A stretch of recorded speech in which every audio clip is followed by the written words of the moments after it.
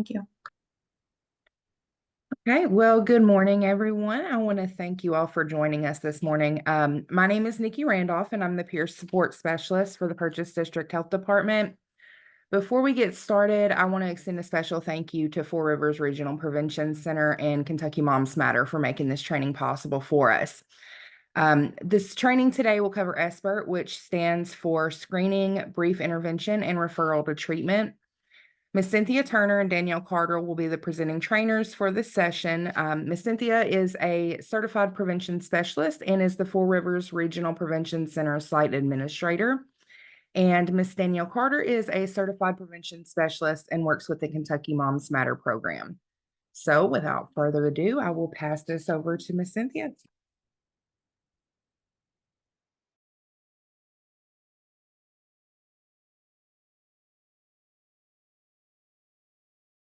You're muted, Cynthia. You're muted.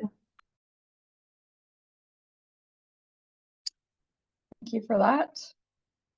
Good morning, everyone. Thank you for being here, and thank you, Nikki, for that introduction.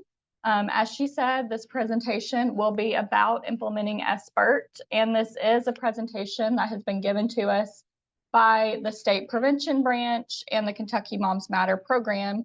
Therefore, anyone in the state who is taking an SBIRT training from the Regional Prevention Center or the Kentucky Moms Matter program will be receiving the same information.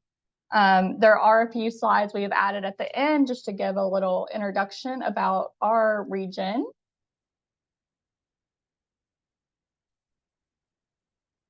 Here is our contact information, our phone numbers and emails. We will review this at the end, but feel free to contact us after with any questions that we may not get to today.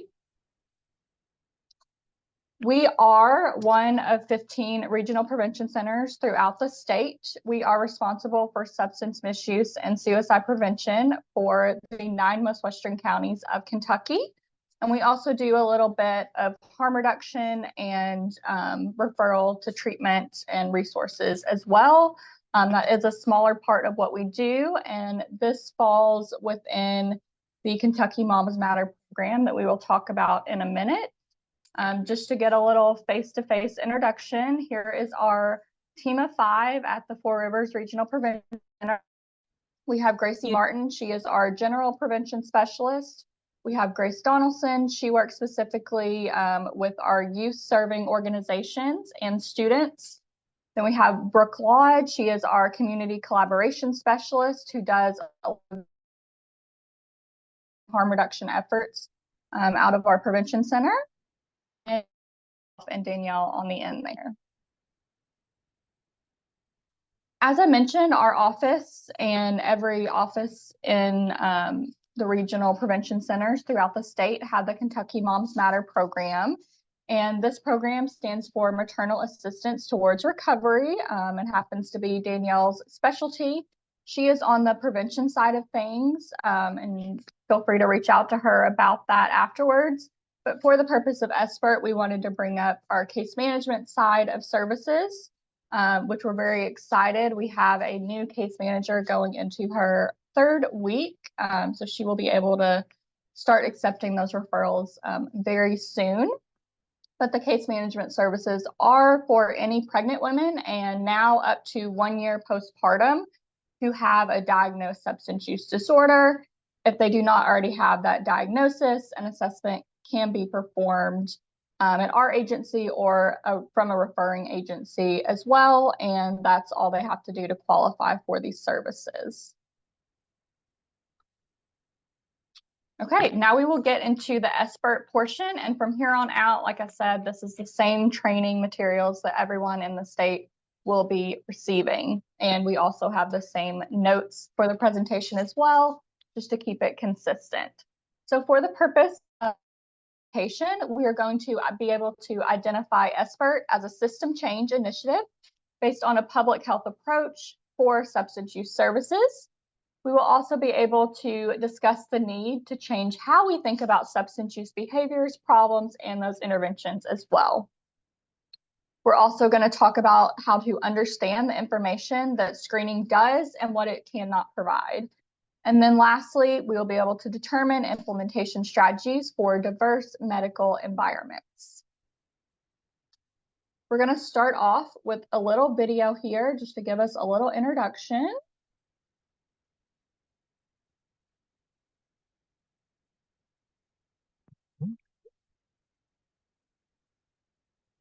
We all know alcohol and substance misuse is a problem that affects many people.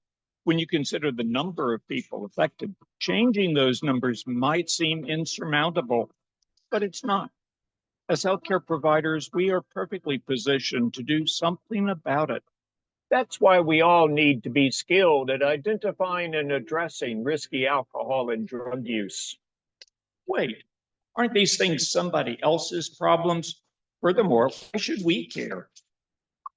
First, we should care because alcohol and drug problems are common. Studies have shown the prevalence of substance misuse is higher than what we're currently addressing. Our primary focus here is the 20% of people who are at-risk users. These users include the 1 out of 6 patients you see that has had at least one episode of binge drinking in the past 30 days.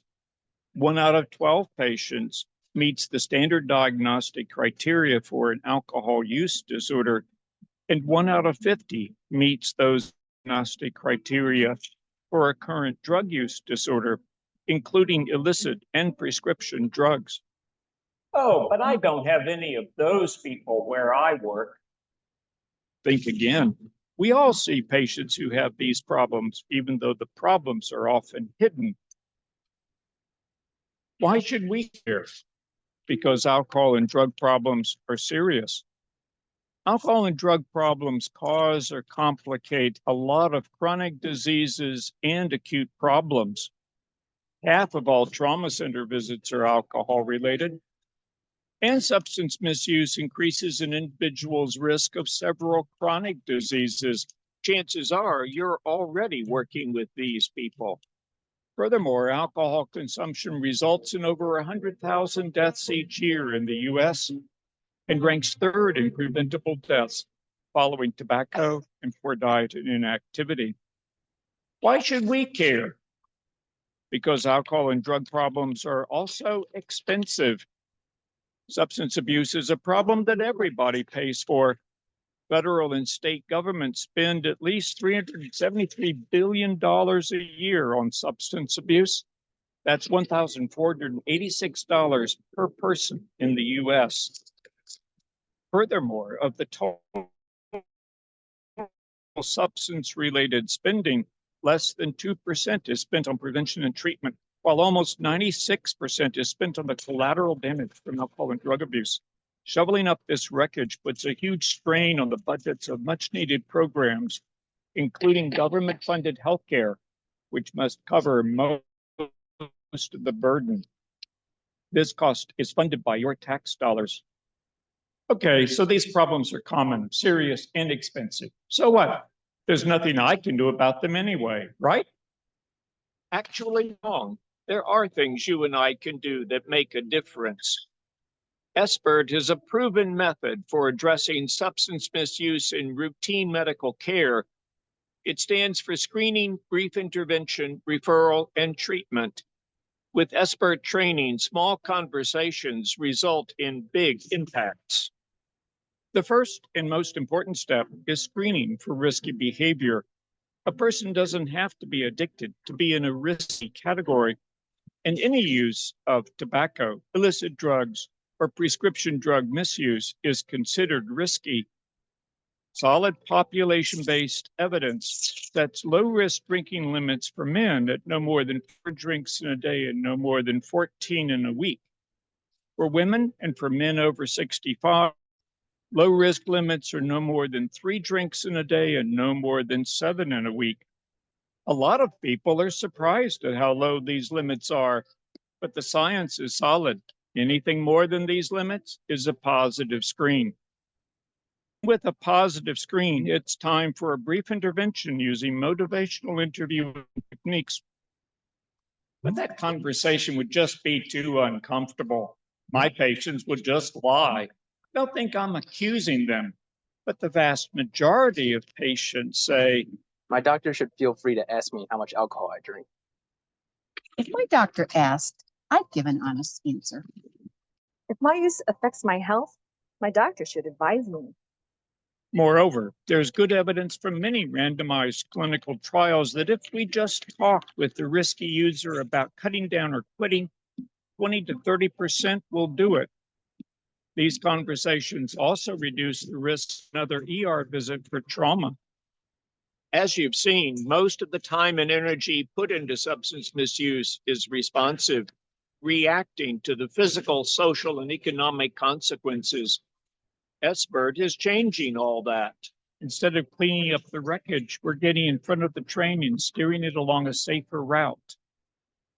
Learning a few simple skills can make these conversations quick and comfortable for you, and more importantly, helpful for the patient.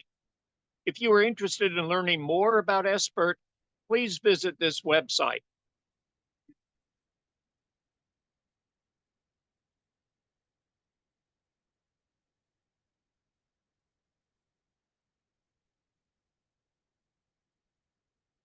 Okay, so that video just gave you a little introduction on what SBIRT is and how it can work. This is a pretty new initiative. That, again, we keep saying is a systems change initiative and how we look at this. And because of this, we must change our view and shift towards a new way of thinking. We can do this by reconceptualizing how we understand substance use problems, redefining how we identify these problems, and then redesigning how we treat these problems as well. Historically, substance use disorder has been looked at as a criminal justice problem or a moral problem. But with SBIRT, we want to kind of reshift our viewpoint. So some examples to think about is if your car won't start, you might presume that it's an electrical problem. But what do you do in that case? You would probably check the battery, check to see if you left the lights on, but you don't check the gas gauge. And it's the same with substance use. Another example, if substance use is caused by a moral problem, what is the solution? You might say religion or prayer, for an example. But if substance use is caused by a criminal justice problem, you might say arrest or incarceration, maybe some things that come to your mind. And we want to use this exercise to show the fact that our understanding of the problem changes our response and how we respond to that solution.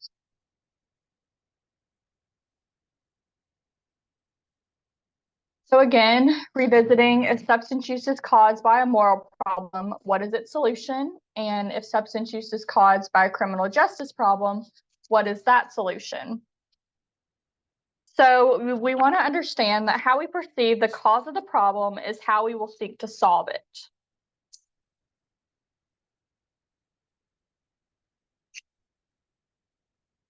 And now we're going to watch another video.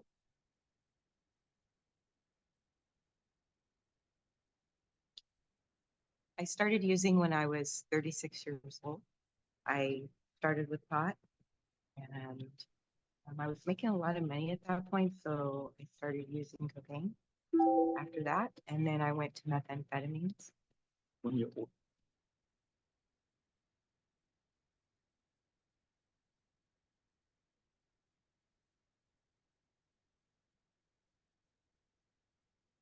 I started using when I was 36 years old.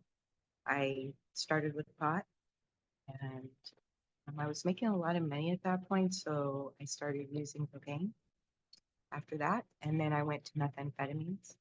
When you organize your day for purposes of drinking, the highlight is being able to finish your work, hustle off to a bar, hope to be there by noontime, take advantage of happy hours, high in advance. There are bound to be consequences. I was having a lot of demo and I was prescribed Vicodin. And seemed to just give it to me all the time, anytime I needed it, and I became dependent on it. I had a habit and could no longer find Vicodin. small town. I was a teacher.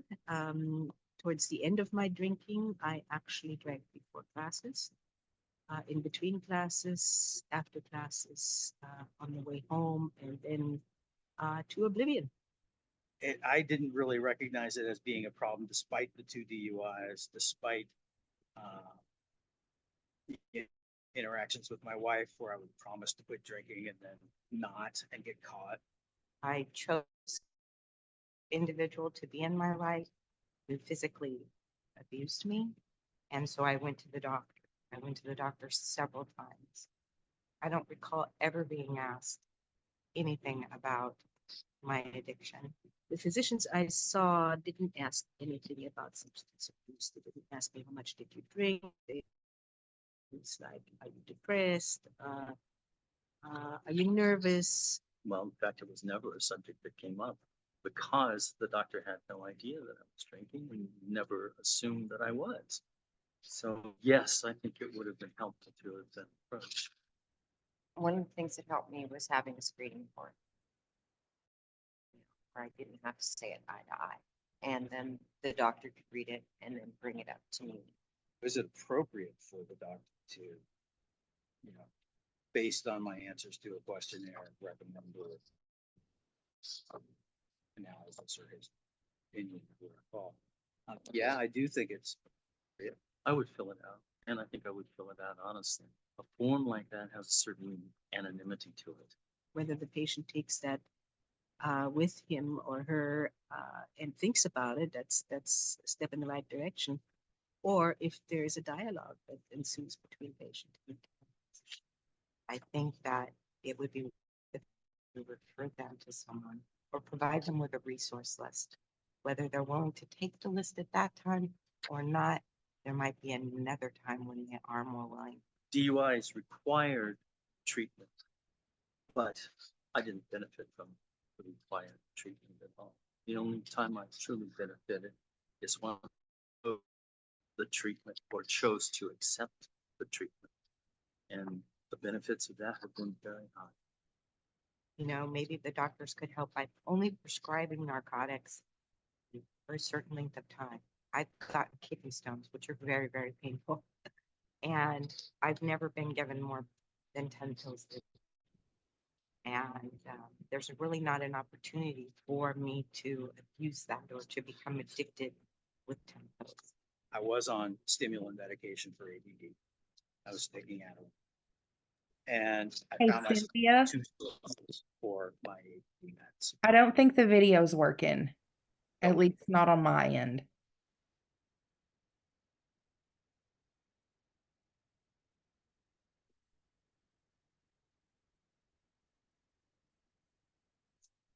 Then Do you not see the YouTube video pulled up? There's the woman sitting there, but it's not actually playing. Like we can hear the audio, but not the video. Oh, because it came up in a different screen, maybe that. Okay.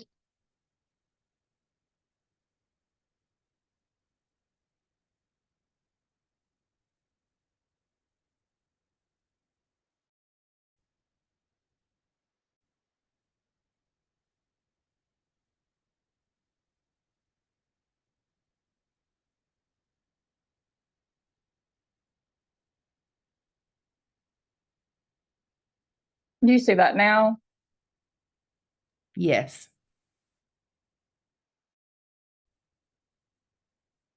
I started Can you using hear when I it? was 36 years old. Yes. I started with pot. I was making a lot of money at that point, so I started using cocaine after that. And then I went to methamphetamines. when you organize your day for purposes of drinking and the highlight is work, hustle off to a bar, hope to be there by noontime, take advantage of happy hours, buy in advance, there are bound to be consequences. I was having a lot of demi and I was prescribed Vicodin. And my dentist seemed to just give it to me all the time and I needed it. And I became dependent on it. I had habit and could no longer find Vicodin. And I started smoking down. I was a teacher. Towards the end of my drinking, I actually drank before classes, in between classes, after classes, on the way home, and then to oblivion. I didn't really recognize it as being a problem despite the two DUIs, despite, uh, the interactions with my wife where I would promise to quit drinking and then not and get caught. I chose individual to be in my life who physically abused me. And so I went to the doctor. I went to the doctor several times. I don't recall ever being asked anything about my addiction. The physicians I saw didn't ask anything about substance abuse. They didn't ask me how much did you drink. They asked me things like, are you depressed? Are you nervous? Well, in fact, it came up because the doctor had no idea that I was drinking and never assumed that I was. So yes, I think it would have been helpful to have been approached. One of the things that helped me was having a screening board where I could write it, where I didn't have to say it eye to eye. And then the doctor could read it and then bring it up to me. Is it appropriate? Based on my answers to a questionnaire, recommended analysis or is yeah, I do think it's appropriate. I would fill it out, and I think I would fill it out honestly. A form like that has a certain anonymity to it. Whether the patient takes that with him or her and thinks about it, that's a step in the right direction. Or if there is a dialogue that ensues between patient and physician, I think that it would be worth the time to refer them to someone or provide them with a resource list. Whether they're willing to take the list at that time or not, there might be another time when they are more willing. DUIs required treatment, but I didn't benefit from required treatment at all. The only time I truly benefited is when I chose the treatment or chose to accept the treatment. And the benefits of that have been very high. You know, maybe the doctors could help by only prescribing narcotics for a certain length of time. I've gotten kidney stones, which are very, very painful.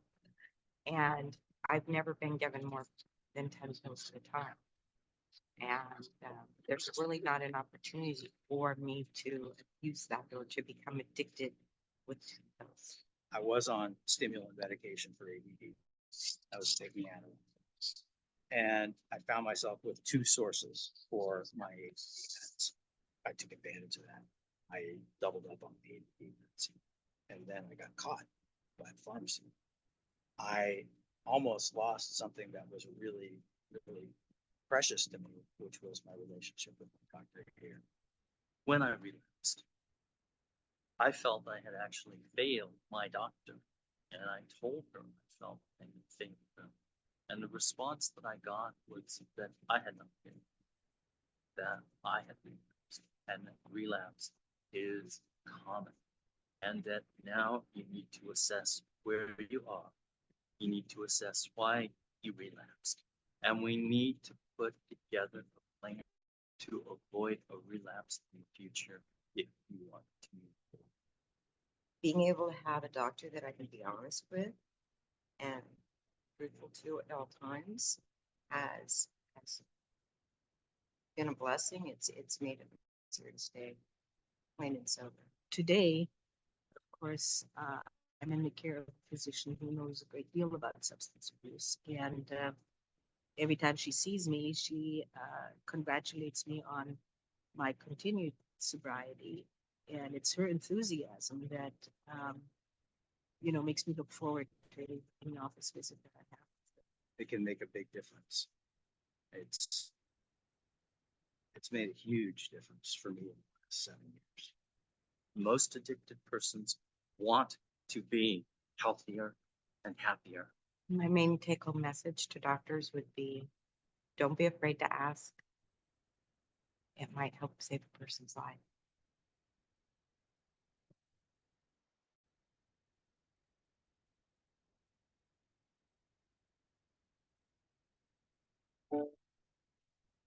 I've been a GP working in Penticton.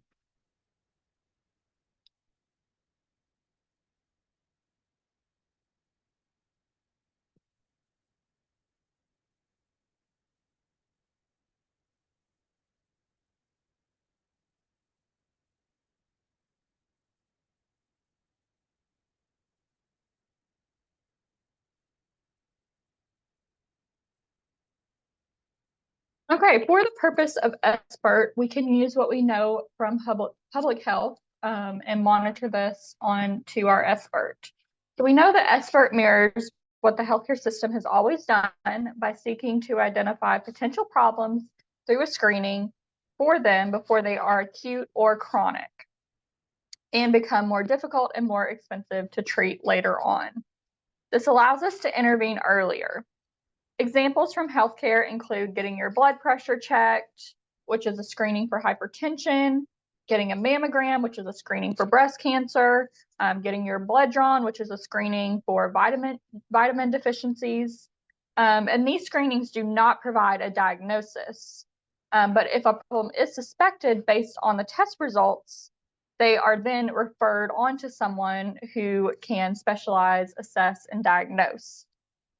But since we understand substance use as a public health problem, it follows that we would model what the healthcare system has always done. And we want to provide universal screening to identify potential substance use problems, intervene prior to the onset of anything acute, and as a result, delay or preclude a chronic problem. So an example that I mentioned in that is a blood pressure test, and this is a universal screening for hypertension, but it does not diagnose heart disease. It gives the physician an indication of a potential problem, and if that patient's blood pressure is high, the physician can then intervene at that point to identify what may be causing their problem, whether it be from stress, smoking, or diet. And then they can assist that patient in lowering their blood pressure through exercise, smoking cessation, medication, or other means, or refer them on for additional tests and treatment if necessary.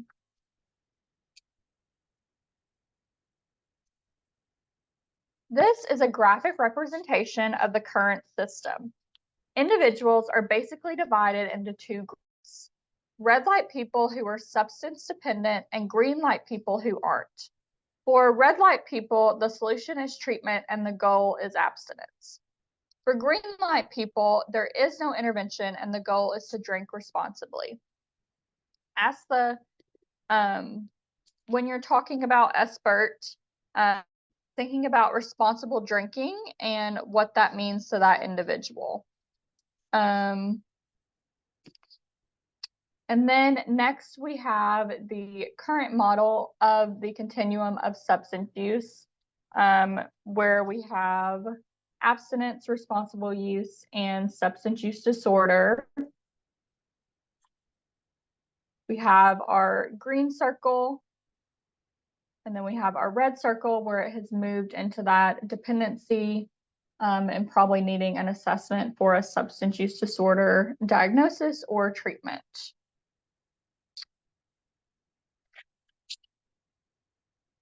We know that the current model is outdated because it fails to recognize a full continuum of substance use behavior, a full continuum of those problems, and those interventions as well. And the current model is outdated because it only accounts for abstinence and responsible use and addiction, which are the two ends of the continuum of substance use. As a result, it doesn't account for all of the problems that substance use can cause, and therefore doesn't provide that full continuum of care.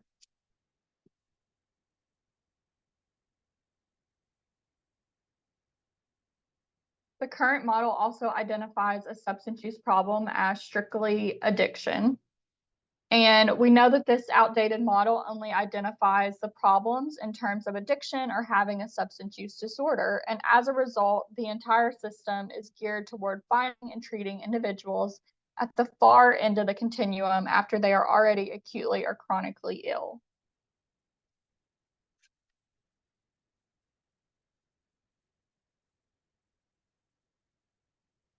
It also, with SBIRT, we use the term problematic substance use. So rather than just defining use as addiction or having a substance use disorder, SBIRT identifies the problem as excessive use of substances, which results in various negative outcomes, including having a substance use disorder. And excessive use is correlated to trauma and trauma recidivism. causation or exasperation of health conditions, exasperation of mental health conditions, DUIs, alcohol poisoning, domestic and other forms of violence, transmission of sexually transmitted diseases, substance use, unintended pregnancies, and poor health and developmental outcomes for children of a mother having a substance use dependency.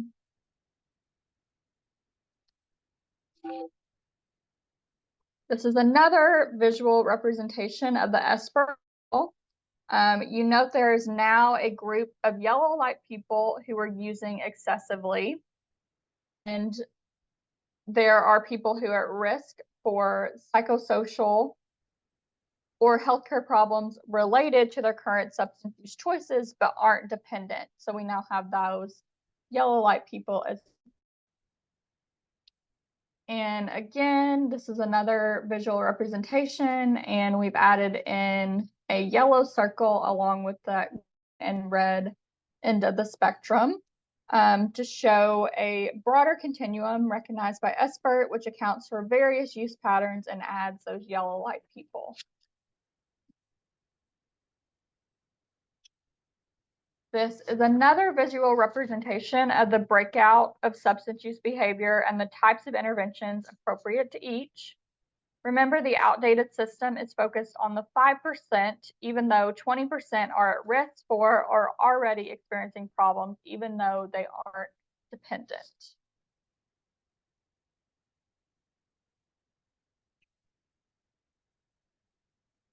Even if we could cure every dependent person, we would only address 5% of the problem. The remaining 20% who are at risk are unlikely to receive services under the current system. So the primary goal of SBIRT is to identify and effectively intervene with those who are at moderate or high risk for psychosocial or healthcare problems related to their substance use. Here are some questions you may be asking and some answers to questions. So the first question is, how much hassle is involved? And there are a few challenges with starting up, but it can be made easy when integrated into your existing workflow, such as taking vitals, asking basic social and medical history questions. And does SBIRT really make a difference? And research says yes. You also may be afraid of how it may affect your patients or clients. So here's another example. So relevance to medical settings. A preventative service needs certain criteria to justify universal and routine implementation in a busy medical setting. In the case of SBIRT, unhealthy alcohol and drug use is prevalent among patients, is associated with significant illness and death, is detectable through the use of validated screening tools, and can be addressed with interventions that are both effective and feasible in a busy clinic setting. So now we're going to watch another video on how this can be implemented.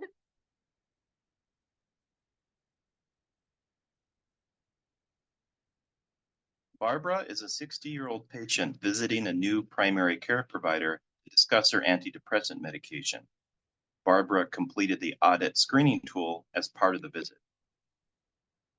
Thanks for filling it out. We give this form to everyone once a year, regardless of why they come in. It helps us provide better care. Is it okay if I take a look at what you put down? Sure. So let's see. It looks that you drink alcohol at least 4 times a week on average. And you usually have 3 to 4 drinks when you do drink. Usually 3 drinks and glasses of wine. Okay. That's at least 12 drinks a week. Something like that. Okay. Just so you know, my role when we talk about alcohol use is just to share information about risk and to help patients who want help. This is different than telling them what I think they should do. I don't do that. Okay. What else can you tell me about your drinking? Well, I usually drink when I'm at home trying to unwind, and I drink while I'm watching a movie. And sometimes I take a bath, but I also drink when I take a bath. Okay. So can I share with you some information on alcohol use? Okay. Okay. So there has been a lot of research on alcohol use. And the guidelines we use in this country says that having 7 or more drinks per week can raise the risk of health problems for women. 7? 7. Wow, I knew my doctor didn't like me drinking the amount that I did, but I didn't know that 7 was the limit. Yeah, you're surprised to hear that. Yes. What kind of health problem? Well, things like heart disease, cancer, liver problems, stomach pains, insomnia. Unfortunately, people who drink at a risky level are more likely to be diagnosed with depression, worse, or harder to treat. Well, that's not good news. Well, how do you think your drinking relates to the depression you've experienced? Well, to be honest, I drink sometimes when I'm feeling down, and I find it more interesting and not so blah. Okay. And how do you feel after you drink? Well, then I feel blah again. So there are some answers on this form here. Less than monthly, you drink more than you intended to. Yes, on occasion. And sometimes you feel guilty after you drink. Sometimes I just don't like how much I drink. I sometimes finish a bottle in one night. So you're not proud of finishing a bottle. No, it's not like crazy or anything, but I just don't like the amount that I'm drinking. Right. By the way, binge drinking is defined for women as having more than 3 drinks, and there are about 5. So you enjoy drinking wine because it helps make things a little bit more interesting when you're feeling down. But at the same time, you don't like drinking when you have more than you want it to, and then the depression returns after you drink. Yes, sometimes I feel worse after drinking. Where do you want to go from here? What do you want to change about your drinking habits? Well, I don't think that I'm ready to cut down to 7 drinks a week. That seems like a lot. But I would consider cutting back to 2 drinks a night. I think that will be my goal. If I gave you a scale from 0 to 10, 0 being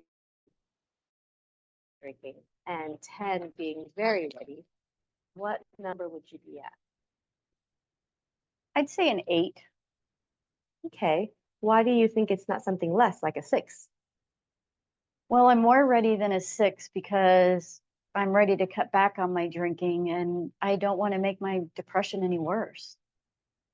What would help you cut back to 2 drinks? Maybe having less wine in the house? Having less wine in the house will help. Yes. What else besides drinking helps you relax and unwind in the evenings? Well, I like to read a book, and take a bath, but sometimes I drink when I take a bath. So it's not just wine that helps you relax. There's reading a book, watching a movie, and taking a hot bath too. Yes. Okay. So it sounds like you have some reasons to cut back on drinking, and you have ways to relax besides drinking. And it sounds like you're pretty ready to cut back. Yes. Great. I'd be interested to see how well you do on your goal in the next few weeks. Would you be willing to come back and talk to me about it? Sure. Great. So let's see how well you're doing with these new meds. Okay.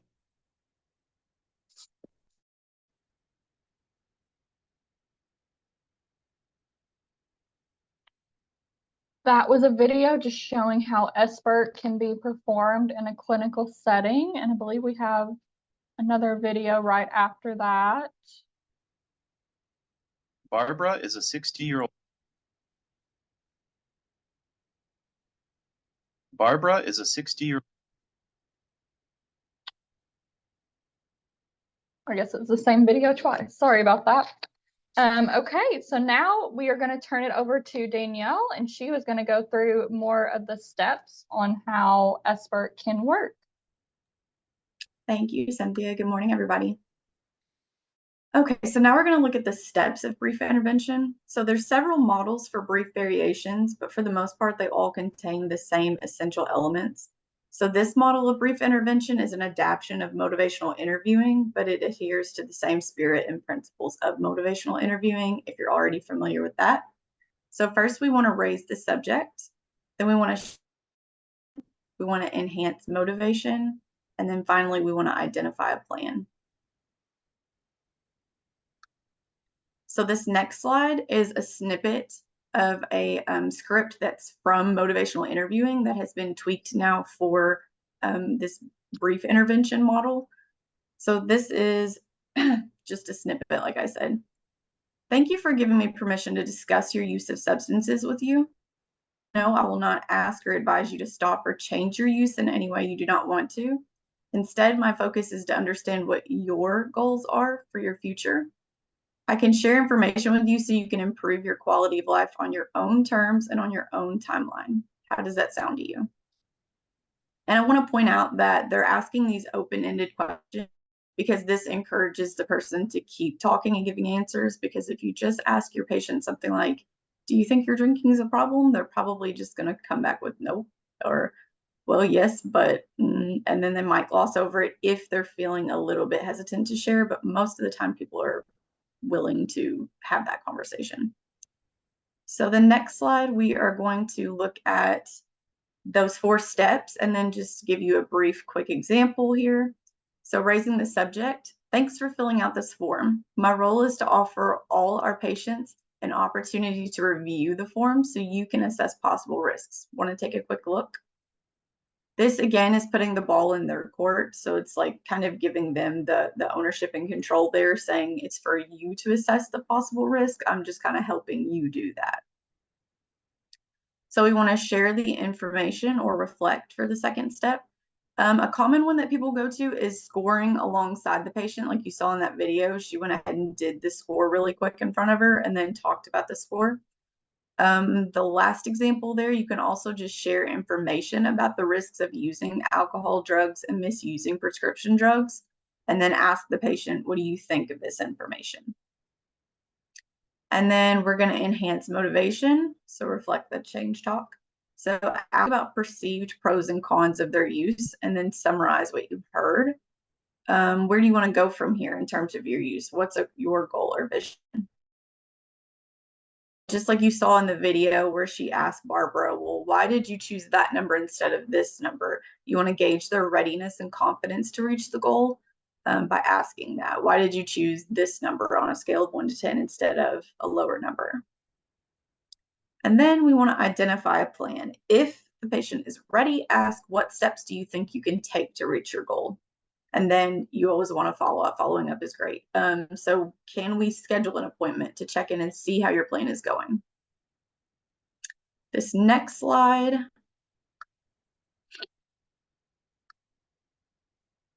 is the Kentucky's version of the SBIRT.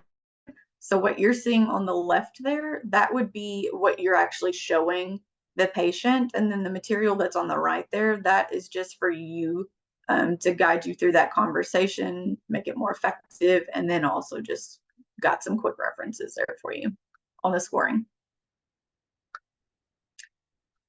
So now we are going to look at stigma and substance use. So internalized stigma diminishes self-worth and self-esteem.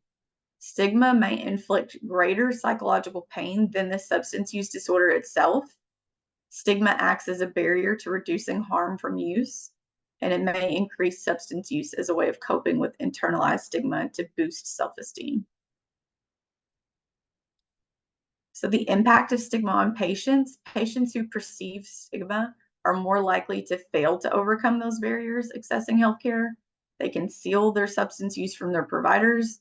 They report poor rapport with their providers. They avoid or interrupt their treatments, and they do not typically show up for those follow-up appointments. So commonly in more highly stigmatized than with patients with other health conditions. So patients with substance use disorders are more likely to be perceived by providers as less honest or trustworthy, more likely to overuse system resources, and less vested in their own healthcare.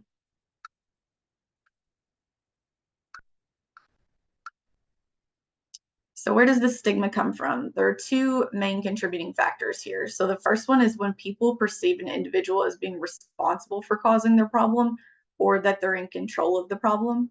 And another contributing factor is the type of language that we use. So if you are familiar with person-first language, we're going to give you some just examples here of some outdated language and then the person-first language that we're all trying to move towards now. So instead of saying the outdated language of injection drug user, we're going to say a person who injects drugs. Drug abuse, dependence, or drug habit is an outdated one. We want to use substance use disorder. Drug abuser, addict, alcoholic. We want to say that that's a person with a substance use disorder. Clean and sober. We want to say a person in recovery.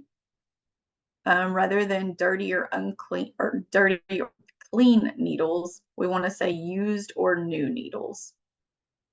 Same thing with dirty or clean urine. We want to say positive or negative urine drug screening. And then medication treatment, we want to just call that medication treatment. High risk versus referring to it as an individual at risk of requiring HIV, Hep C, etc. So on this next slide, we have our little visual here, and this has the tree represented with the main problem being the trunk there. And this is the substance use disorder itself. The consequences are these branches and leaves, and that's overdose, morbidity, incarceration, healthcare costs, disrupted family structures, homelessness, unemployment, and crime. And then those risk factors down there at the roots, that's physical, emotional abuse, stress, early exposure to substances, low self-esteem, mental health disorders, marginalized population, a family history of addiction, trauma, absence of social support. If you're familiar with ACE scores, just having a high ACE score would correlate to that. SBIRT is reimbursable. So reimbursement for screening and brief intervention is available through commercial insurance CPT codes, Medicare G, and Medicaid HCPCS codes. And these next two slides just kind of show you what those look like really quickly.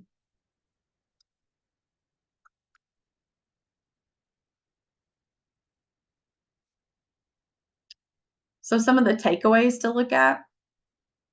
So we want to approach the problematic substance public health concern. We want to develop positive, destigmatizing therapeutic relationships. We want to screen universally with validated tools. We want to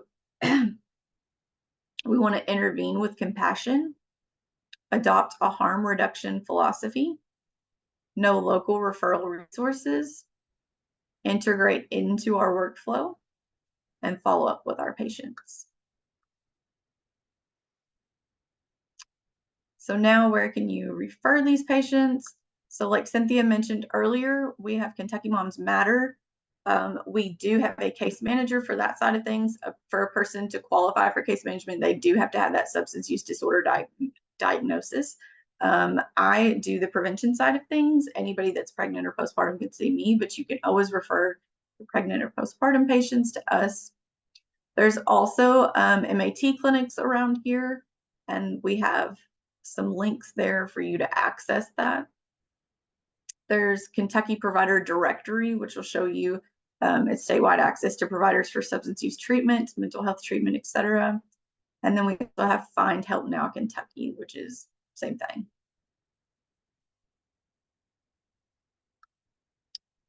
Do we have any questions?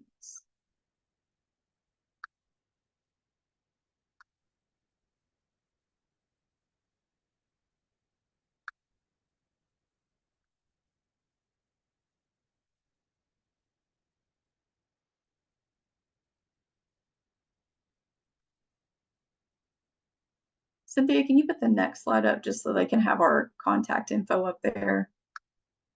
While I scan this real quick to see if there's any questions in the chat.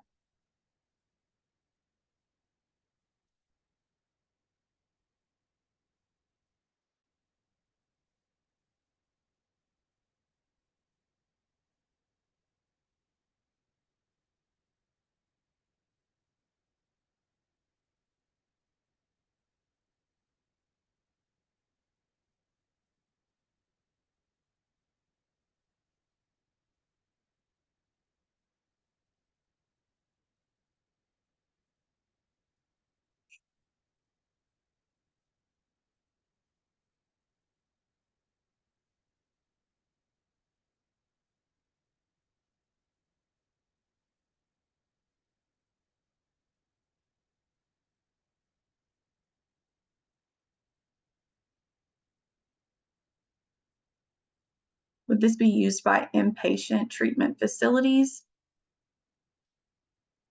It can be used inpatient or outpatient, yes.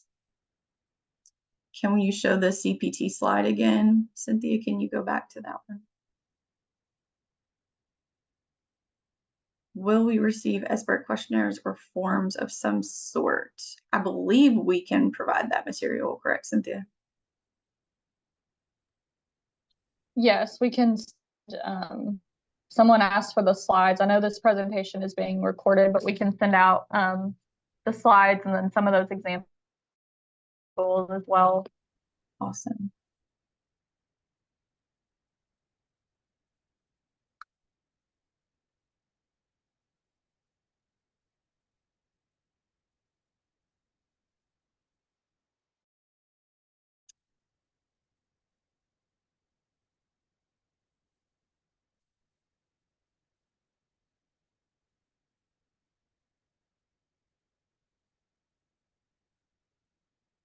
On follow-up, do they use the same screening or is the form different? I believe that the form is the exact same.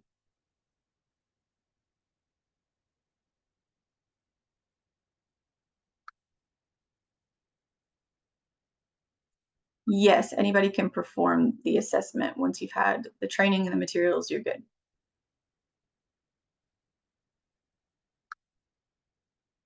And yeah, you would want to use the same screening because the initial would be the baseline and then you would be comparing it from that. But there's the audit and the DAST, and I believe we have another form. But like I said, we'll send the slides and those screening tools out as well.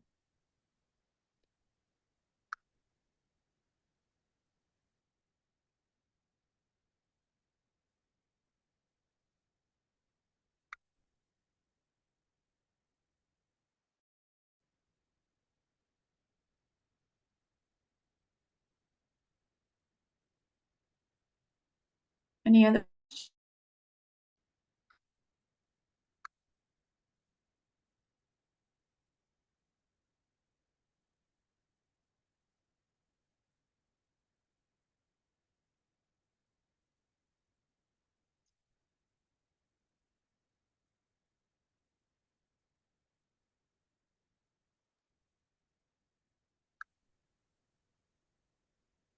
Thank you all. I guess we'll turn it back over to Nikki to wrap up.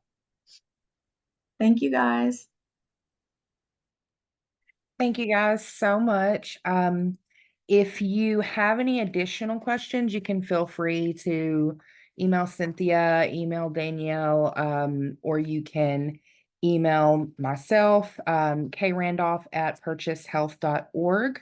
And I guess that will do it. Thank you guys so much. Thank you.